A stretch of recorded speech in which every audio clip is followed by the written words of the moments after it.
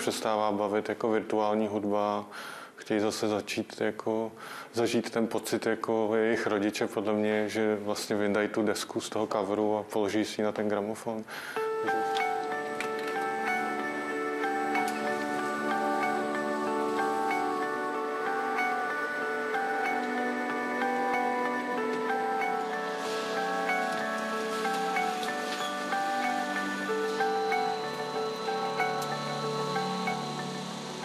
V současné době drtivou většinu toho, co vyrobíme, tak exportujeme a přibližně třetina naší produkce končí v Severní Americe.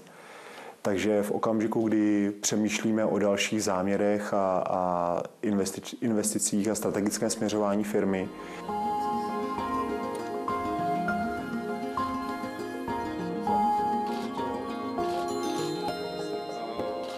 Oni tam